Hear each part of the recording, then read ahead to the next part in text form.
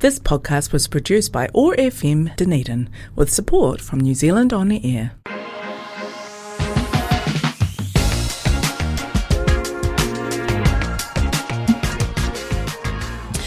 Welcome to the OI podcast, the Otago Institute podcast. In-depth conversations with experts from the worlds of arts, sciences and mataranga Māori. Brought to you by the Otago Institute, the Otago branch of the Royal Society for Arts and Sciences. Kia ora, I'm Dr Barb, and today we are thinking about waste minimisation. And hopefully everyone's aware that the DCC have their waste minimisation review plan up for consultation, and feedback is closing on the 28th of February. So you still have got heaps of time to get your feedback in there. It's all on the DCC website. You can go through to consultations currently, one of those words there that'll get you through to the website, and then click on that waste minimisation plan review, and that will take you through to a whole lot of PDF documents which gives you what the actual plan is and how to make submissions and everything. And what's really great there and what they're really looking for is your personal perspective. Write it in your own words, how it actually affects you or not, what you think, what you're behind in this thing. They have got a couple of areas where they're particularly looking for on this, construction and demolition, and then 2, community-based resource recovery, which is really largely what we'll be talking about today. And that's, I think, where the general public has a big say. Diverting organics from landfill, and I guess everybody in the Dunedin area will be aware that we have these amazing green bins now, and they're doing a fantastic job of diverting organics, which is all your garden material and your kitchen waste, from the landfill, and that has made a huge difference to our waste profile since that happened. I think that started in 2023. And now we're in 2025. It sounds like a long time ago, but it feels like it wasn't that long ago. And then the fourth thing they're looking at is taking a regional approach. So that's sort of making it more around and maybe getting into some of those sort of community ideas as well. So the big thing is shifting from a linear economy, which is, and you'll hear these terms coming up all the time. So the linear economy is where you've got resources and you're basically taking those resources, you're making something and you're disposing of it, so it then just becomes waste and it goes to the landfill. And the idea is to shift from that linear economy to a circular economy where you're taking something, you're making something, you're consuming it, and then you're enriching it. So it goes round and round in a circle. So you're enriching it to make something else and you keep going round in that circle. Or you're making something, you're using it, and then you're returning it. And there's various ways that you can do all those things. And upcycling, downcycling, recycling. Oh, all the cycling. I feel like I'm in one of the transport episodes here. Now, to help me with that today, I am very lucky that I have Cristin Waite here from the shop on Carroll. Welcome to the studio, Cristin. Thank you very much for coming along today. Thank you, Dr Barb. Very excited to be here. Oh, it's going to be fun. So we're talking. So obviously, shop on Carroll is an op shop. It's an institution. And it's not on Carroll Street anymore, which is very confusing for some of us. Watch the space, everyone. That might change. Actually, not where we are, but the name of it. Oh, really? Oh, okay. We'll see how we go. I quite like the shop on Carroll, not on Carroll. I know. It's very confusing. Anyway, so it's lovely. I've been in there a couple of times lately, and we'll get on to that in a bit. So today we're really talking about textile waste, like fabric, clothes and everything. And we've got you on the show because you are a little bit of an expert in this area. And I know you're very humble and you don't like to call yourself an expert on things, but you do have a Bachelor of Arts in Design from the University of Otago, and you are a jewellery designer maker. Mm-hmm. With some experience in the world of advertising, and you don't hold that against me. Well, you've got to know your enemy, so to speak. And also with your own workshop now, Loom, spelt Luum. Is there a story behind the name? Oh of my the gosh, workshop? there is actually, and it's it's really hard to name things, especially when it's really dear to your heart and you want it to be very personal and it's art and it's creative, And I would say it probably goes, it's a bit of a cliche, but it harks back to my granny, who is, she's passed away now, but one of the most phenomenal women on this earth. Like she had balls, and she left her husband and went off and moved to Waiheke Island, bought her own place.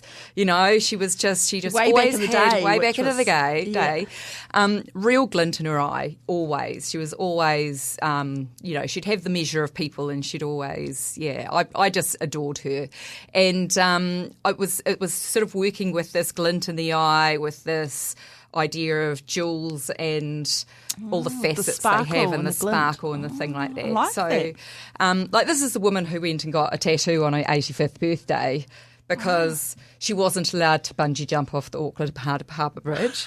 So she went and got a tattoo of herself bungee jumping on the Auckland Harbour Bridge. That's a good substitute, I suppose. Yeah. And how does that relate back to the name back of the shop? to Loom. So Loom at its L-U-M or L-U-C even, Luke, is it's right down to Latin, means light. Right. Yes. And why has it got a second U in it? L-U-U-M. Loom. Because it's really light and bright. I like it. You go down some weird rabbit holes when you're naming. Anyway, yeah. I like it. Oh, fantastic. Anyway, it's a lovely site, and I've looked through some of the things, so I think, kudos for that. It's beautiful. But now, your day job, obviously, is at the shop on Carroll. Now, how did you get involved with the shop on Carroll? It actually started a couple of years ago. I'd been living in London for about 6 years, came back home to Dunedin because I just needed a nice, familiar place to be. Yeah. I'd done London. And I was looking for a job that I could do alongside Loom. Right. So nothing too, full-time, and an opportunity came up for a part-time role working on the Shop on Carroll website. So photographing and basically a whole lot of e-coms, putting the items online. One of the only op shops that has an online presence. That's where it started. And then I sort of gradually started moving into the store, and then into management. I love it. This is the first job I've ever had that I've truly loved. Oh, right. Well, you're very good at it as well. Oh, thank you. I don't know. You sort of seem to have that, that spark and that... excitement and passion for it, and I think that comes across, And I do think that the online presence is actually very valuable because that's where a lot of the ultra consumable textiles and fashion comes from these days. It's really, that's where that fast fashion is really prevalent. Yes. For us, we use the platform to sell good quality things that command a price, right? Yeah. That deserve price because... And I guess there's a lot of couture type clothing. Yeah, we get some beautiful donations. We're really lucky. And I guess, not wanting to foreshadow too much what we're coming on to next, but a big part of that is big celebrations where people splash out and buy. And that must be one of the biggest single-use... Like the wedding dress, for example. Yeah. And not just the wedding dress, but the bridesmaids' dresses, the grooms. It's quite often grooms and the groomsmen hire or rent. Yeah, that's true. That's true. There's a much bigger market, I think, or a socially acceptable thing around men hiring a suit for a wedding than there is around the bride's hiring a dress. Or the bridesmaids. Or the bridesmaids. Like, it's just the idea of making all the bridesmaids. For not you and I, but me and my husband. That's obviously not confusing to anyone out there. So Ryan felt the need to clarify that. But when we got married, my bridesmaids, I actually made their dresses. Did you? And don't know if they've worn them again. I think Jenny probably has because she chose a sort of linen material and it was sort of like a summer frock. So I suspect that she's probably worn it again. Which is wonderful. I don't think I've ever worn a bridesmaid's dress again that I got. It's interesting, they were beautiful. Yeah. And I guess if you make the dress... I mean, everybody always says, I tried to get a dress so that you could wear it again, but nobody ever does because really, is that ever going to happen? But I've seen other people where they've not had a dress that was the bridesmaid's dress, but they've had like a colour. Oh, so they've just yes. said, the Got bridesmaids are wearing black because the bride's in white. Everyone's got a black dress of some sort, right? So then you just get a dress That's that you've already sensible. got. And Yeah. that seems quite sensible because actually the expense of a bridesmaid's dress is quite a big investment for, and no one needs to look the same, do they? And, well, really? the other thing about bridesmaids is sometimes just by probabilities, they must all be sort of similar shapes and sizes. But, it's a big day, you're on display, even if you're just the bridesmaid. Yes. It is nice to wear something that actually flatters you and you feel comfortable in. 100%. Yes. So I think if we could get rid of that whole bridesmaids dresses for a start, would be way. We'll just put that on the list. List of things. Maybe things not that- at the top, but That's definitely on possibly there. is just a pet peeve of mine. We'll get into pet peeves, don't you worry. And I guess wedding dresses. Yeah, so my wedding dress was, I don't know, are you married? No. No, there you go. So the Doesn't easiest, stop me buying a wedding dress, though. I've got to say, I walked into Restore about 6 months ago. Oh. Beautiful wedding dress on the mannequin. I'm not getting married anytime soon, right? but you bought it. I bought it. It was $17 and beautiful. Wow. And I went home and I put it on and I watched the chase in it, and while I was drinking a beer, it was That great. sounds fantastic. Yeah. Because honestly, they are quite fairy tale dresses quite often, aren't Oh they? my God. Yeah, they are. I mean, good dress ups. And really, really expensive. Like huge. I had because I scientist, had quite a lot of time spent in white lab coats, which do not suit me at all. So I said I'm not ever getting married in white. So I had a red velvet dress, and it's sort of a medieval style one. So I have worn it again on several occasions. Awesome. Because, Okay. because I like to dress up because I'm a bit crazy. Yeah. Didn't suspect that at all. But yeah, so it's a bit funny, isn't it? It is a bit. It is so a bit. you do get wedding dresses in Shop on Carroll. We do. And is that one of the big things that you put up online? Strangely not online, because they're a lot of them are bespoke. They've been made to some people's specific proportions.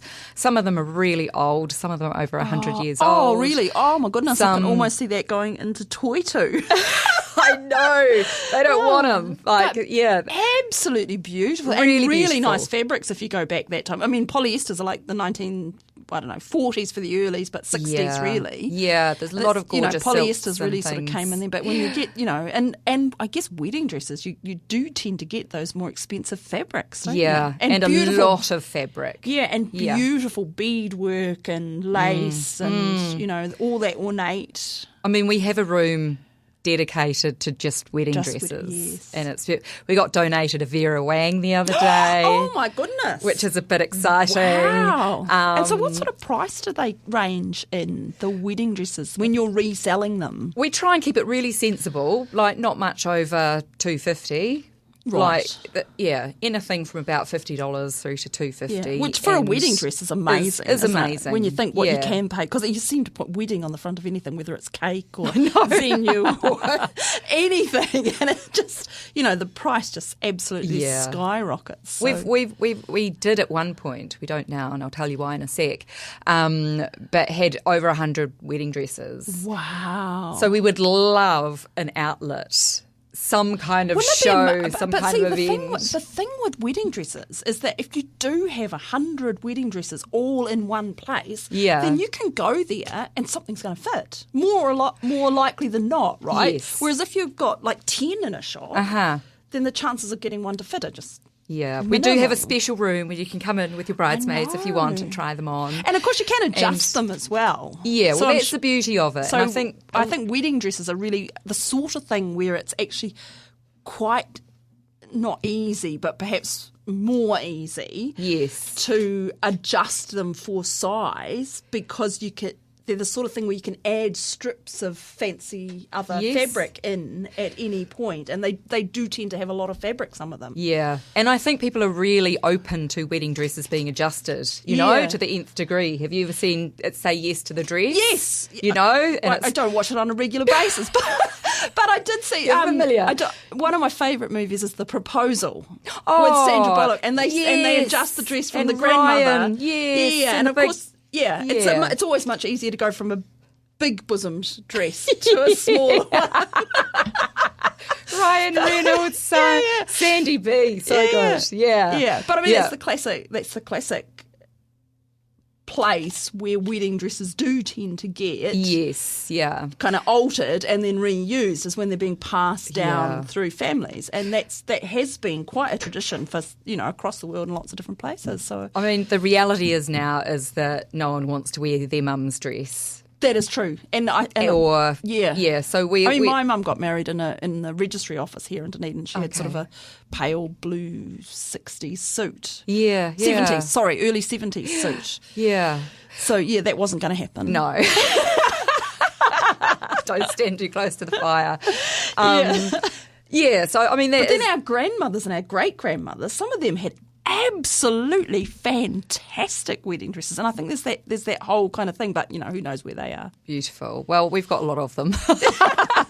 And do you know what's lovely? We actually often get the story behind them too. So we get the wedding photo, the veil, the of that this is Bruce and he was married Vera in 1964. We should have a wedding dress fair, like a wedding fair, just have. Yeah. I don't know, there must be a wedding fair that happens, and we should get all of the wedding dresses from all of the op shops, because I guess some op shops tend to get more wedding dresses than others. Would that be true? I'd say yes. We get a lot, I think, because they know that we love and will respect the item, right? And we'll get a bit of money for it. You know, it's. We did actually have a wedding show last year in September, at the end of September.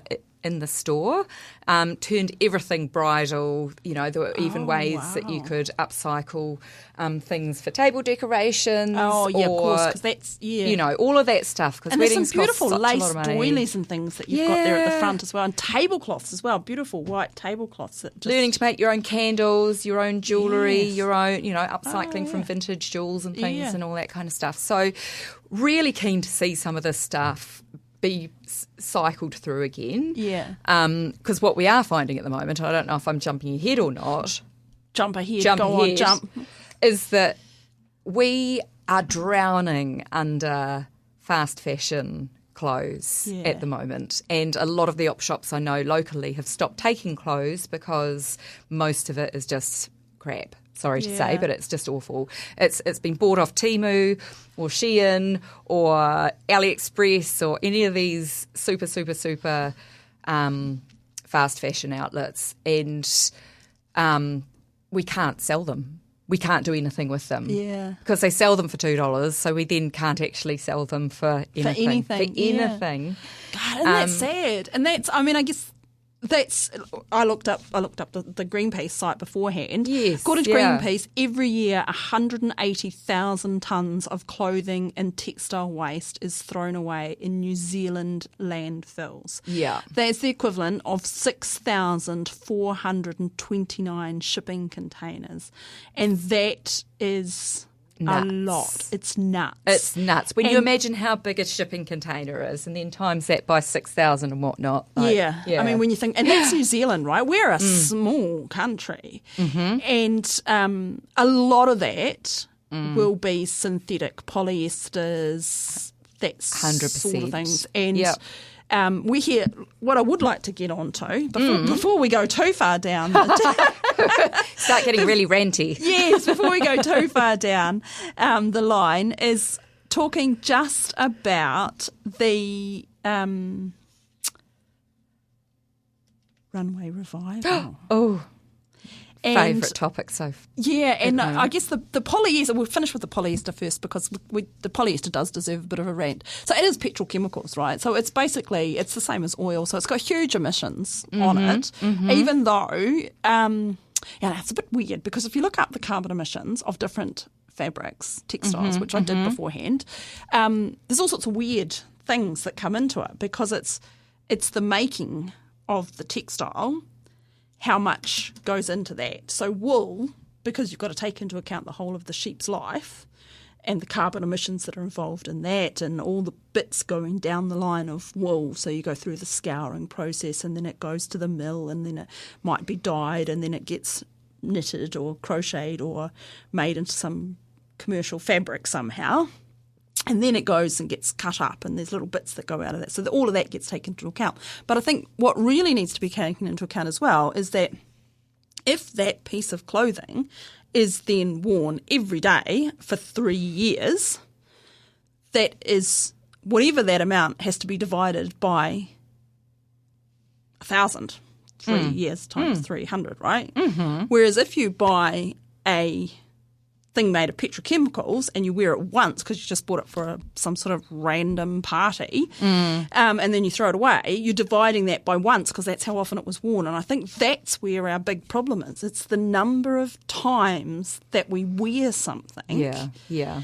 And if you've got those standard natural fibres, silk, linen, cotton, wool, and particularly in New Zealand, wool, because, stick with the wool industry, people. Just a little plug there for the wool industry. They are going to be more biodegradable. So that's a plus for the environment.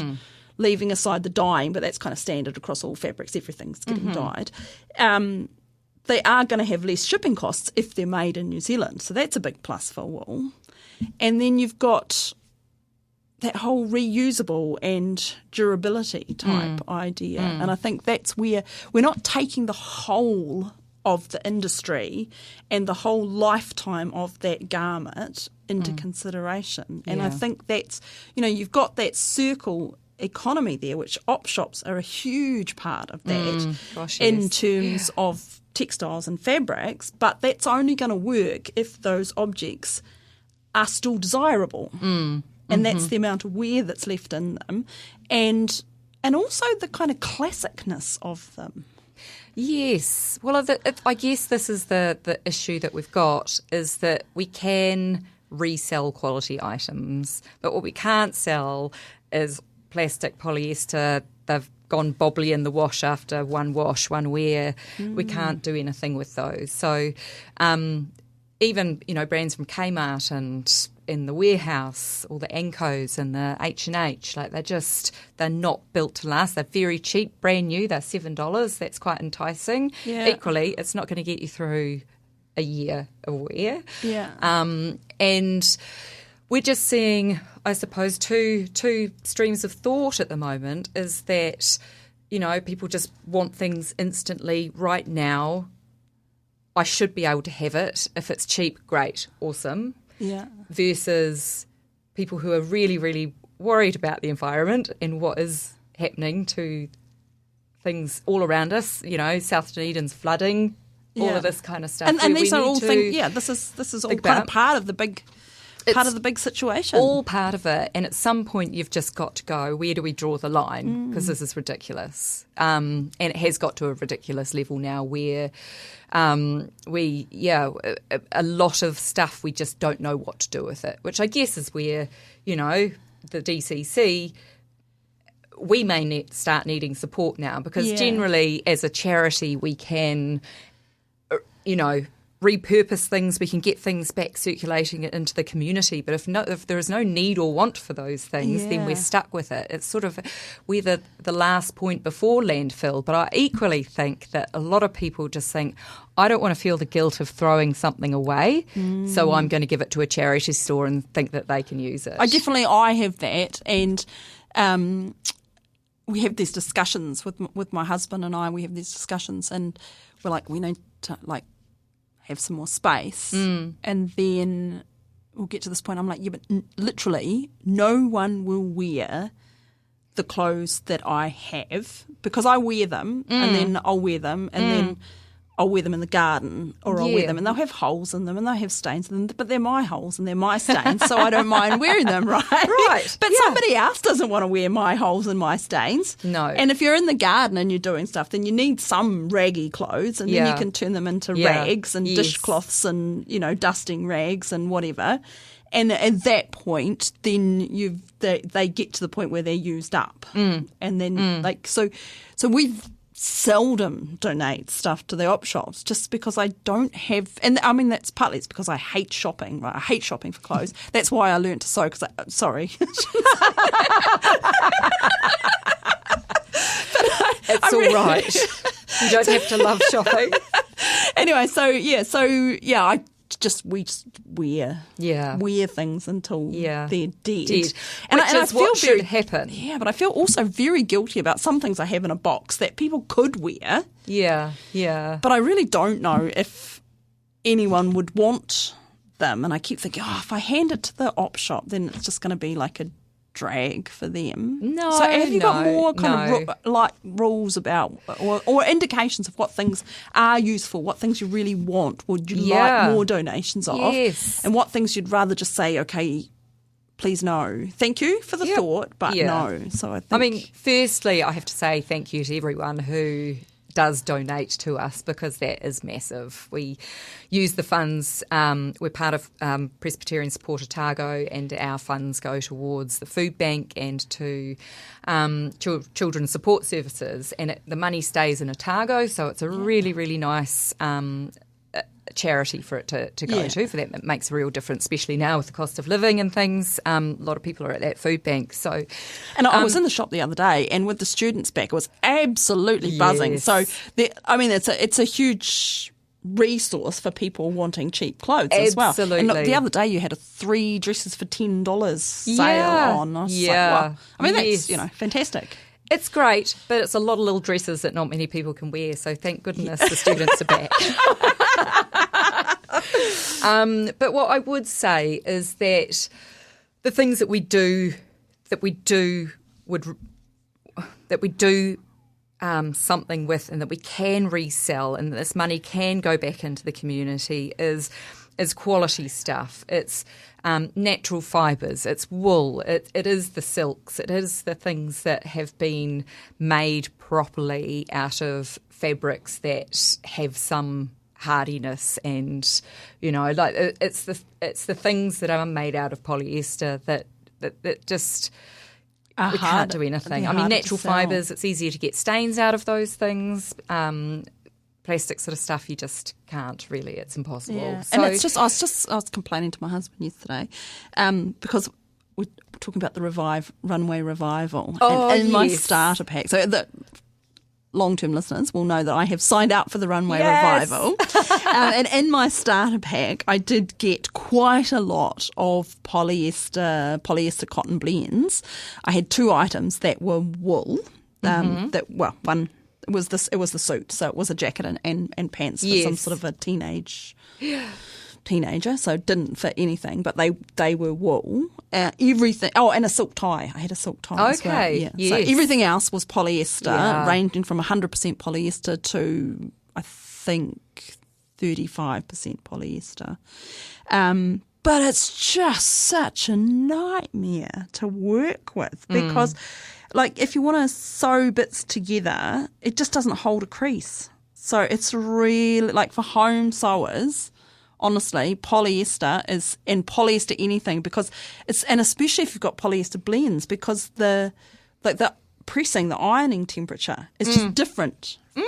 Because, anything from nylon, and so it could be it's melting at 30 degrees, or it could be it's not getting the wrinkles out even though you've got it almost on full cotton heat, and it's just and so it's so I think we've got a lot of this stuff, and it was a revolution having plastic fantastic, but it sort of tipped the scale a bit, and it's just when's enough of making things that so having this experience at the moment, I have decided enough's enough. Yes. So we're going to go for a year of not buying anything. Are you? Yeah, and Ralph doesn't know this yet, but he's going to do it as well. Oh, good on you. So there's going to be no man-made. I guess some of them are woman-made, but yeah, I know what you mean. But no synthetic fibres. Yeah. Okay, I think and I think that's doable. Yeah. I think that's doable. You might need a few in there. Just a few, in your undies and things. Yeah, the elastin is the problem. It's the elastic bit. It's the elastic bit is the problem. And it's weird because the elastic is always a bit that goes in undies as well. We'll let you off with the elastin. It's the elastin, yeah. We'll get the big tie bloomers. Yeah. Here we go. But, Oh, I love it. I love it. Yeah, Tudor woman didn't wear undies. Oh, we've gone off topic massively. We have. But come Cycling all the way back, talking about undies, one of the things you probably don't want is anything that's stained. No. Because you don't have washing facilities, do you, or do you? We do for things we know we can save, but we don't have the electricity bill for washing and drying everything. Yeah. So if we do get a really nice wool blanket, for example, and it's got a stain in it, we'll either try and spot clean it or do, something to bring it back to life. But yeah, no stains. Like often we just get a full Sunday roast down the front of a top, nice. And it's... I think people, rather than just going, I could have a go at that or whatever. Yeah. Anyway, so no sort of undies. We do actually, farmers do donate to us a lot of their free underwear, which is really nice. So we have some right. So like local end of line end of stock stuff. Yeah. So it's not that we don't sell them; it's that they've actually come from a really nice. That's place. actually really good, isn't it? Because that is a big expense, I think, for a lot of people. Oh my gosh, it's huge! Yeah, massively. Oh no, that's interesting. Look, to be fair, we take most things, but we want things that you would use yourself, that you would wear yourself. If you don't think it is of a quality that you would wear again, then don't expect that someone else would wear it. Yeah. I think that's just the main rule, really, is... And clean things, like wash before you send them in, or ask those up. questions. Do you take things that have been deconstructed, like buttons and the zips and the toggles and stuff off things? Because some things like shirts, it might have a big stain on it and, you can't really wear it anymore, but it's got nice buttons on it, or it's got a nice zip on it. Would you just take that sort of stuff? We definitely do take the buttons and any sort of applications. Because I imagine if you were taking those things off things bit by bit, that's actually quite a lot of time.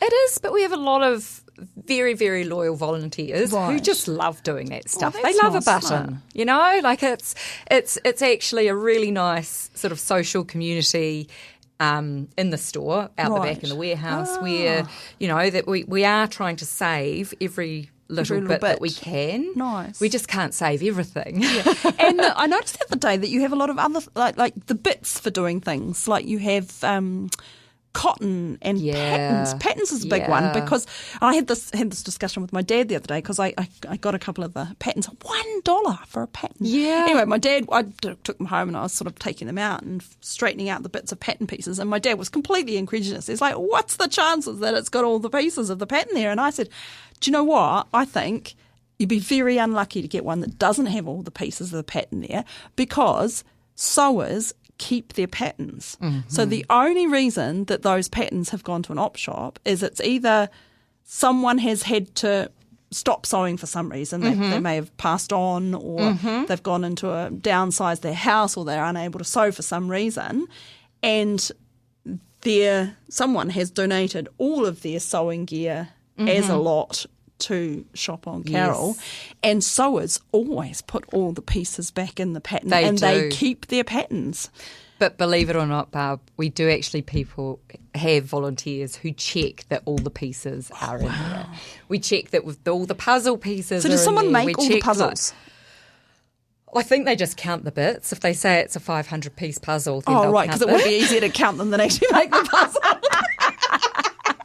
They usually tell you on the back. It's a good job you're the manager and not me.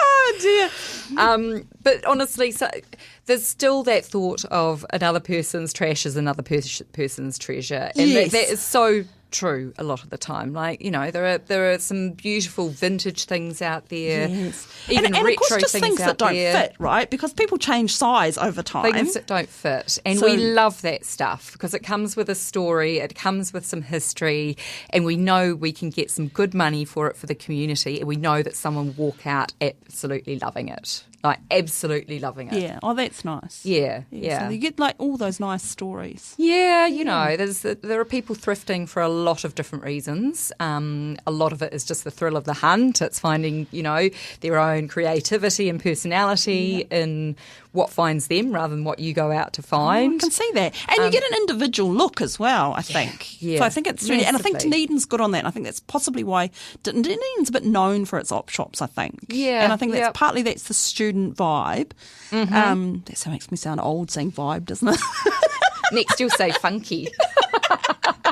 But I got to tell you, the students know how to live a circular life, right? Yeah. They essentially give us all their stuff at the end of the year because they've all got to pack up and go to Auckland. Yeah, they've got to pack a year's worth of stuff into that, and they we go and pick up everything from their flats or their halls or whatever, and then they come back, and the next lot of students just rebuy it back again, and then it comes. And what an amazing! I mean, that's really a circular economy there. Right? It is, yeah. And I mean, that's the same with all the furniture and everything that goes around.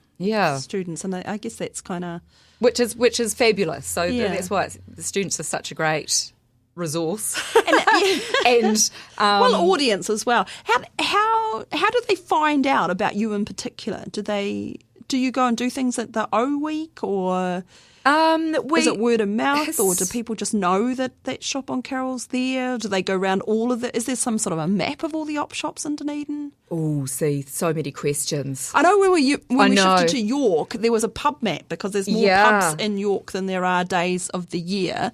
And so they just had this big map that had like all the things. And I was just thinking, is there such a thing like that for op shops in Dunedin? Yes. Well, there's, I know the DCC have created one as part of Slow Fashion September, which they kicked off with the first one last year that we were a part of. That's the wedding show was part of their program of events, and it started very small and hopefully will grow. Yeah. So that's definitely happening again this year then, is it? I hope so. Well, let's hope so. I really hope so. I'll give you Let's put the in contact. Submissions for the Waste Minimisation saying how great Slow Fashion September was. Yes. And that we think it should definitely go ahead, and that's something that should be DCC sponsored, basically. Yep, absolutely. But the waste minimisation, she Melanie was her name. She is in the team.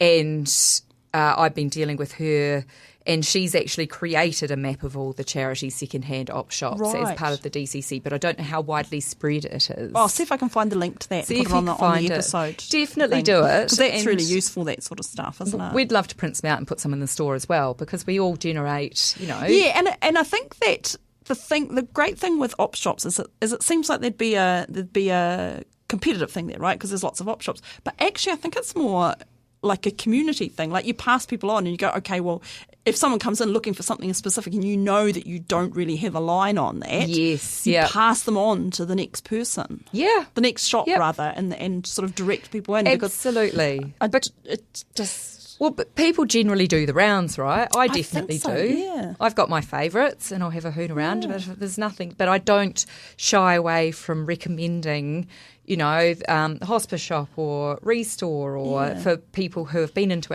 our store, love it. And they're like, are there any more around here? It's like, there are. And there are different types of op shops. So there's sort of a niche for whoever wants one. Oh, look, I think that Dommy's found it. PreLoved clothing stuff. He's got it off of the DCC website there. Awesome. See, what an amazing producer Dommy is. So fantastic. Okay, so the main thing we're here to talk to is Runway Revival. Oh my gosh, this is actually my favourite topic at the moment. Right, so let's just spend the next 15 minutes full on Runway Revival. So how did you come up with this idea? In a nutshell, what is it? Why is it amazing? Tell us all about it. Oh my gosh, so many things.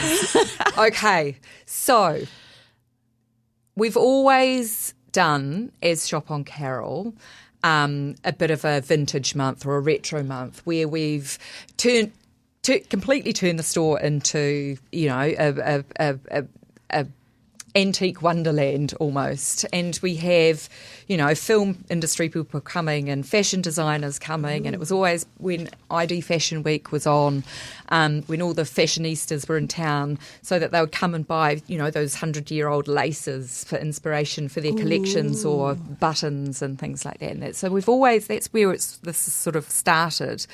And last year we held a vintage fashion show, fundraiser show for Presbyterian Support Otago and our social services, and it was fabulous. We held it in store and it was a lot of fun. We had staff and volunteers dressing up in all these, amazing outfits that we'd So it was put more together. like styling the things that you had in store. Yeah.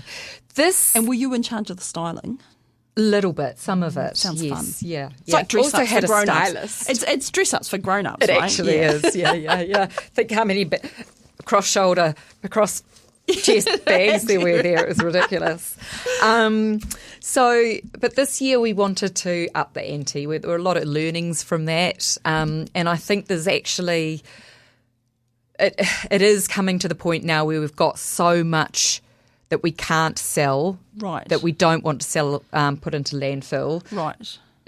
Too many clothes, that we had this idea that we would have an upcycling fashion challenge and invite all of Dunedin to enter to upcycle, say, a bag of wedding dresses or a bag of denim or a bag of 9-to-5 workwear that's got ties and suit, the one that you entered. So I went for the 9-to-5 because I thought, I was a bit nervous about the wedding. Yeah. And I did speak to the volunteers and yourself and what's likely to be in the bag. Yes. So the bridal one is 2 dresses, and I thought, that's going to be really fancy dresses that they're going to want made out. No way.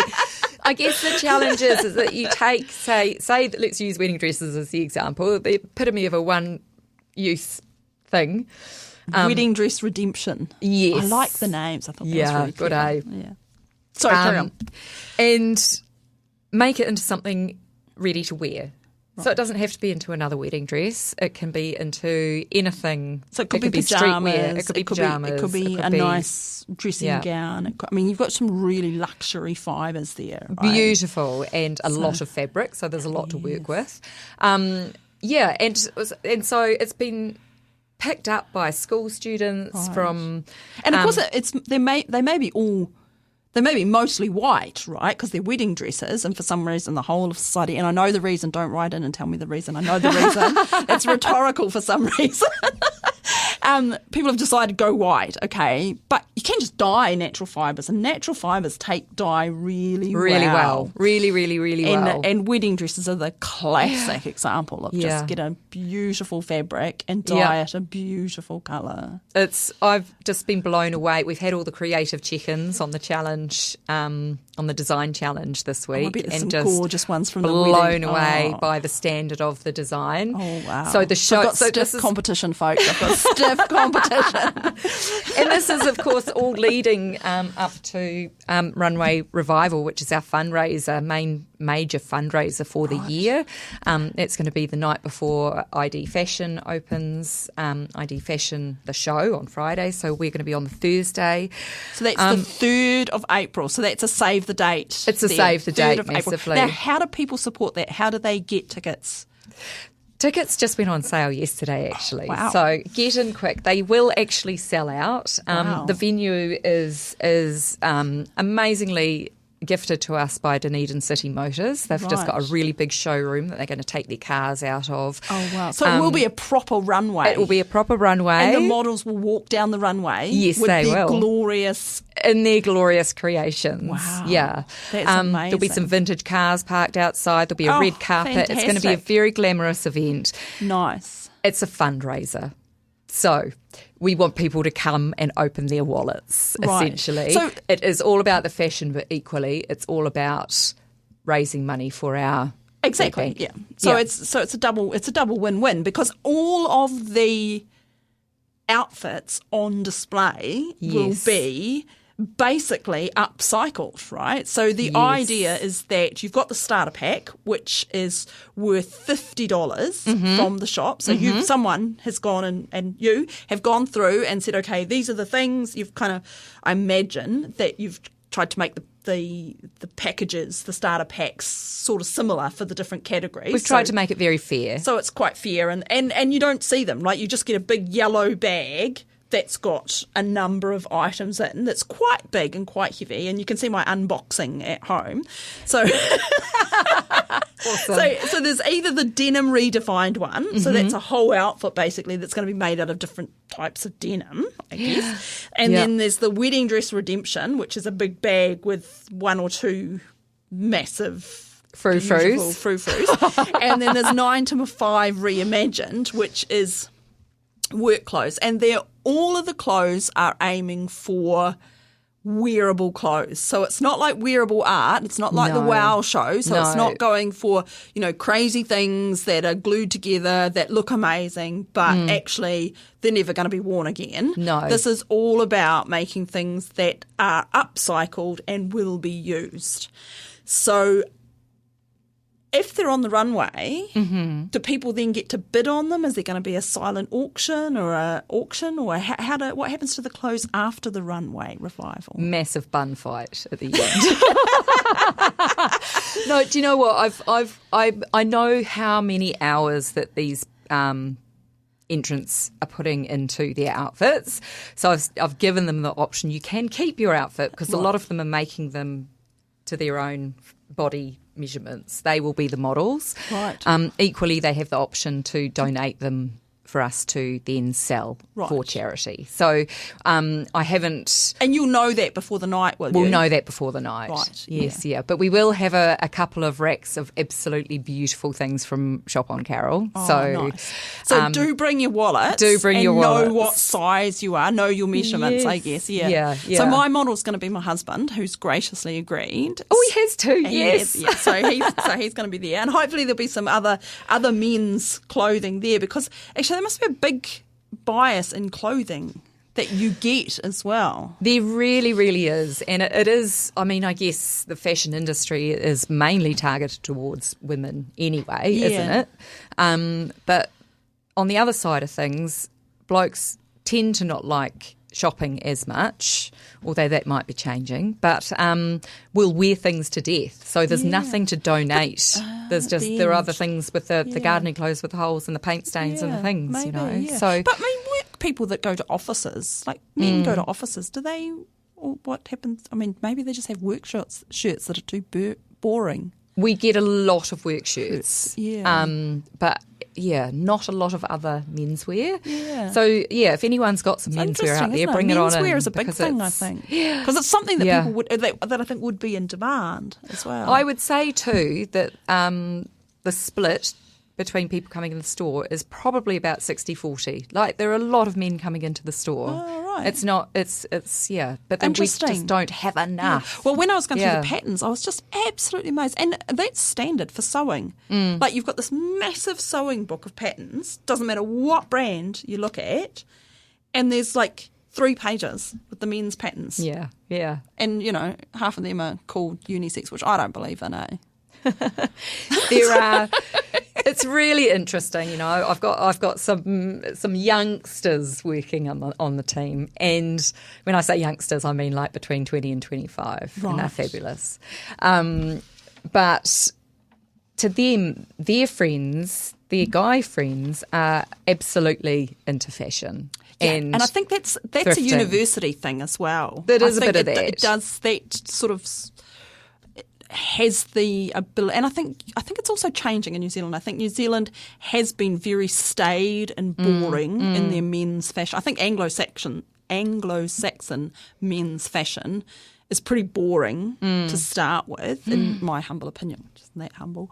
But, basically men's suits and men's business attire hasn't changed in 100 years, right? Yeah, no. Like, the waistcoat's got tiny tips or bigger tips or a slightly bigger lapel or slightly less lapel. But, apart from the 70s where there was a bit of a splash out there, men's fashion or men's stock dress hasn't really changed. It hasn't evolved much. And you can tell the difference, I think, from Europe, where the colour palette that men are socially allowed to wear is much wider than what people feel comfortable in New Zealand wearing. And I hope that changes. I really hope that, and I really applaud all the people. And, it's one of the great things about Dunedin is seeing all the students here and people wearing. And the thing I love about Dunedin is basically the minute the sun comes out, there's people walking around in midsummer clothes, and it doesn't matter if it was hailing in the morning. It's like people are tuned into the weather so that they've got all their clothes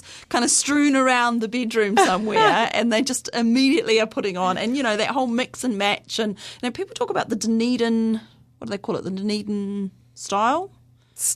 Yeah. I can't remember what they call it. There's a thing they called the Dunedin. There was always the Dunedin sound. Yes, the Dunedin sound. No, but there's a fashion one as well. It's just black. Honestly. black and more black. But I think it's layers as well, the Dunedin look. I think it's layers, and I think that's very Dunedinite, is to have We've got layers. some incredible local designers who have been here for a very long time. And I think that also comes from the university and the Polytech, both having that design flair there. Yes, we're very, very proud to have Margot Barton, who is the lead down at Otago Polytech of the design school. She's going to be the judge, one of the judges for this competition. Yes, so there's really fancy judges coming. We've got and a few more in the pipeline too, which I can't confirm just now. But it's going to be pretty. And there's going to be exciting. hair and makeup and choreography and accessories. There will be some choreography. You'll have to do your own hair and makeup, Dale. Yes, I've already told Ralph that I'm in charge of hair and makeup for him. But what we really want to do for this evening, to come back to the actual fundraiser show, is that if you get a ticket, please get a ticket, bring your wallets, but also wear your best thrifted fashion. Yes. So that's it's a real dress challenge. up. That's it's a challenge. Full dress up. It's full dress up. Yeah, I don't want you to be wearing anything you've bought new. I want to see things that you've thrifted, upcycled, your granny's vintage wedding dress. Yep. All of it. There'll be prizes for best dressed on the evening. Oh, wow. Prizes for the audience. Yes. Oh, my goodness. Prizes for the audience. That sounds fantastic. Yeah.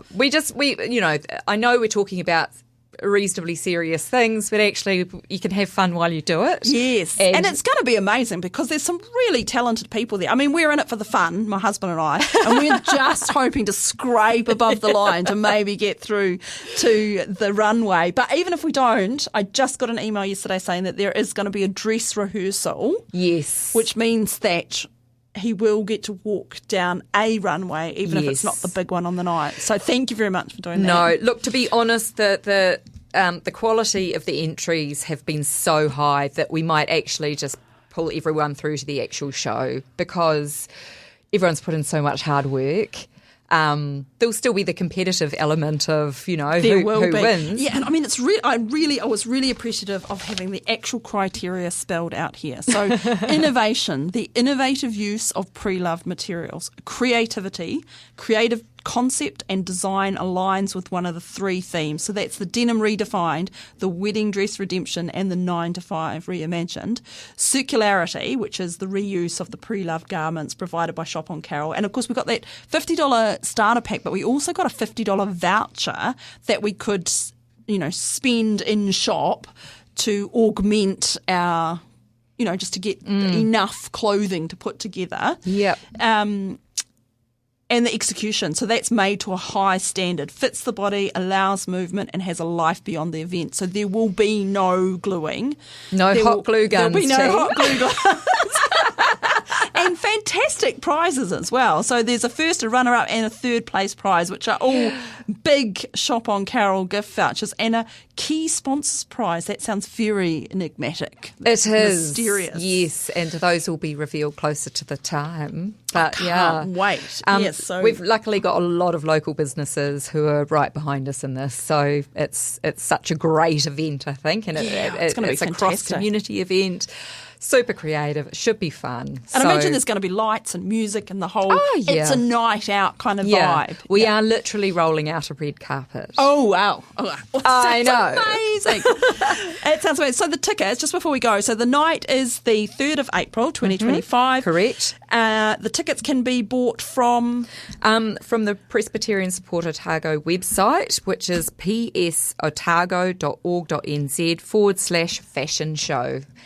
Fantastic. Shall or shop on Carroll? Or shop on Carroll. Yep, So that's on our homepage as well. Yep. And we'll put some of those links in the episode description here so that people can just click on them there. That'll be great. And of course, there will be more things coming out, right? Because there's going to be posters and stuff everywhere, I imagine, all around the university, everywhere. Yes, yeah. To be honest, we're not worried about selling the tickets. Yes. So get in there quick because they will sell out. Are people allowed to come to the dress rehearsal? Yes, by all means. We will be sending out details about that in the next week or so, I would say. And I think that's probably more of a chance for family and friends of the designers to come along in a much more relaxed environment. Yeah, because that's not sort of the competition, so to speak, is it? No, I mean, no one's a professional model. No one's a professional designer. We want people to sort of break the ice a little bit with an audience that they're familiar with and that they know. Will there be food and drinks available at the official Runway Revival? There will be. Yes, we'll have an open bar and there'll be canapes upon arrival. And I'm imagining you all in your amazing sequins. So think of the Met Gala and then replace that in Dunedin. Yes, exactly. Not replace, but reposition. All the photo opportunities, the vintage cars, we'll take photos. We'll have a photographer at the front door taking pictures. So it should be a really, really elegant, glamorous night. And thank you very much. And that is the note we're going to leave it on. We'll see you there. Thank you very much, Cristin. Thank you so much, Dr Barb. You've been listening to the OI Podcast, the shout-out for the arts, sciences and Mataranga Māori. You can support this podcast by becoming a member of the OI. Check out the Otago Institute for Arts and Sciences on Facebook or our website. If you'd like to listen again to this episode or others from the series, look for the OI Podcast on OAR FM's website, oar.org.nz. Brought to you by the Otago Institute for Arts and Sciences, the Otago branch of the Royal Society of New Zealand.